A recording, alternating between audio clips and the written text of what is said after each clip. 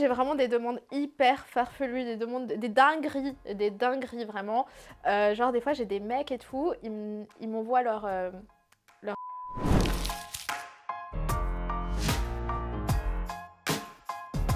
Moi j'ai grandi uniquement avec mon père, j'ai jamais connu ma mère. Et mon père, sa profession, il était bodyguard. Lorsqu'il montrait les photos avec les célébrités qu'il protégeait, et ben moi ça m'a vraiment donné envie justement d'être cette célébrité. Et c'est pour ça que le monde du showbiz, ça m'a toujours attirée. Moi, mon papa, il est vraiment très large d'esprit. Voilà, il m'aime beaucoup, je l'aime beaucoup, on est très fusionnels. Par contre, il m'a pas poussée à faire ça, mais il me juge pas. C'est-à-dire, il accepte ce que je fais, il est au courant de tout ce que je fais, mes apparitions chez TPMP. Voilà, mon père, c'est vraiment un soutien. Mon enfance a été heureuse jusqu'à un moment donné où, pendant l'adolescence, j'ai eu vraiment une crise un peu de rébellion où vraiment... mon père, le pauvre, je lui ai fait vraiment la misère, je faisais n'importe quoi, je sortais tous les soirs en soirée, vraiment je fumais. Aujourd'hui je ne fume plus, j'ai arrêté l'école assez jeune, je pense que je devais avoir 17 ans, j'ai fait une formation de coiffeuse, un truc comme ça. Et donc du coup j'ai été coiffeuse pendant 2 semaines et ce fut vraiment un fiasco. J'avais ma patronne de l'époque qui m'avait appris à faire des mélanges et tout de défrisage. Et donc du coup j'avais mis trop d'oxydants, il me semble que c'était un produit comme ça. Et donc du coup après je lui ai appliqué le défrisage et après je vois genre de la masse de cheveux en train de tomber, j'étais en train de paniquer. Et là j'ai ma patronne qui a commencé à crier et j'ai su que c'était pas fait pour moi. Alors du coup comment j'ai fait pour percer? C'est simple. Moi voilà, comme je vous ai dit, j'ai toujours voulu être célèbre. Maintenant c'est vrai qu'à l'époque j'avais ni manager, mais en même temps j'avais pas les moyens d'avoir un manager puisque j'avais pas de notoriété et j'avais pas de contact dans le milieu du showbiz. J'avais 0 contact, donc je pouvais pas faire de télé-réalité. Je me souviens qu'à l'époque, et Dieu merci, heureusement que j'ai pas fait de télé-réalité, mais je sais qu'à l'époque, je voulais faire de la télé-réalité. Donc un matin, j'ai craqué, je me suis dit je vais faire un braquage des réseaux sociaux. Et là, je suis partie, j'ai clippé sur les champs. Bon, j'étais petite, j'avais 18 ans. Du coup, je suis partie au studio, genre je me rappelle, j'avais vraiment pas les moyens, j'avais même pas les moyens de me payer un studio d'enregistrement. J'ai dû emprunter de l'argent à des potes à droite à gauche et je me rappelle j'avais un Vespa. J'avais un Vespa rouge et genre j'étais partie au studio d'enregistrement et j'ai enregistré un son et ensuite après je suis partie clipper. Genre j'ai pris un caméraman, 2-3 caméramans, au total j'en ai eu pour 200 balles, voilà c'était assez abordable. Et puis du coup voilà, j'avais besoin juste d'un maillot de bain et j'ai clippé en maillot de bain sur les Champs-Élysées. Moi je suis au stade en vrai, je suis juste à Paname. On a besoin de quoi d'une Porsche Panamera. Ensuite j'ai enchaîné. J'ai commencé à rapper dans des laveries, j'ai sorti d'autres sons. Il y a un moment j'étais une trend TikTok pour ceux qui ont la ref. Wesh tu me vois, tu me tapes pas la bise au ciel. À l'époque je m'en battais vraiment les couilles de tout. J'étais vraiment je m'en foutisme que au final je buzzais malgré moi. En fait c'est vraiment ma personnalité qui faisait la différence. Et ensuite les followers ont commencé à grimper. Mais aujourd'hui c'est vraiment ma passion le rap et je suis super bien entourée. Avec des professionnels et là je passe beaucoup de temps en studio donc le prochain défi c'est un braquage musical. Alors pour l'histoire de l'eau de mon bain, donc du coup je me faisais chier chez moi et je me suis dit je savais pas quoi vendre et je me suis dit pourquoi pas vendre. Moi vu que je suis une adepte des bains de minuit dont je me fais vraiment du bien.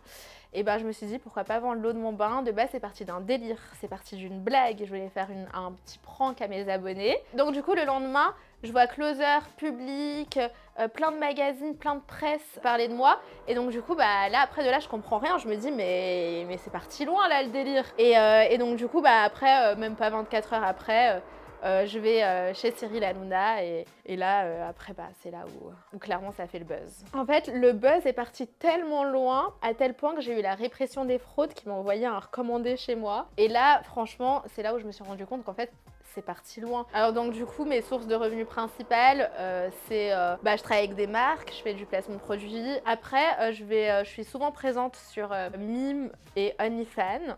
Donc c'est des plateformes où tu peux revendre des photos sexy. Alors pourquoi donc les gens s'abonnent à mes plateformes alors que je suis sexy sur Instagram etc. En fait ça n'a rien à voir, là c'est plus personnalisé. Donc les abonnés peuvent directement rentrer en contact avec moi, déjà c'est un privilège. Voilà, moi je suis une fille de la télé, je suis pas accessible. Alors moi j'ai vraiment des demandes hyper farfelues, des dingueries vraiment. Genre des fois j'ai des mecs et tout, ils m'envoient leur Donc ils m'envoient leur pour que je puisse noter leur. Alors c'est vrai que j'ai parlé sur TPMP comme quoi que je vendais des immeubles.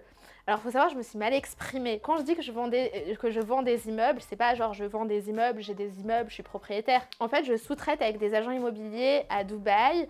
Et en gros, enfin, je vends des business plans, je vends des appartements, je vends des villas, mais je ne vends pas des immeubles.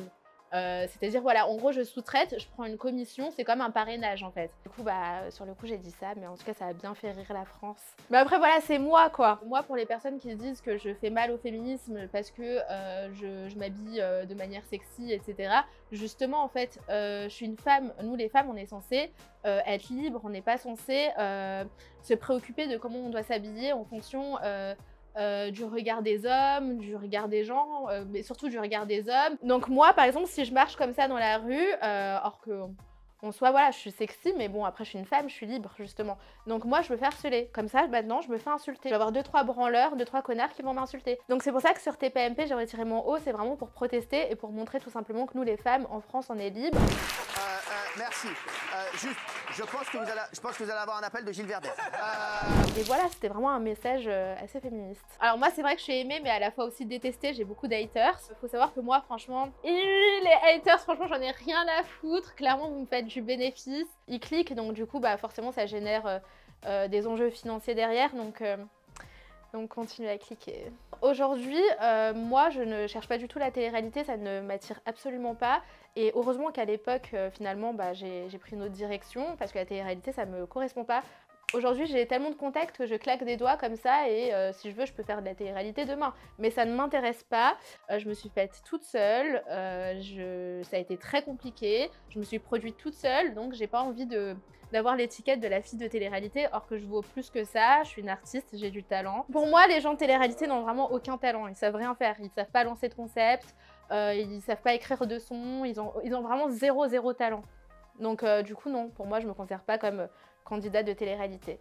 J'ai pas d'amis dans la télé-réalité et je les apprécie pas vraiment, donc je les ai tous clashés d'ailleurs pendant le confinement, donc non, je les aime pas.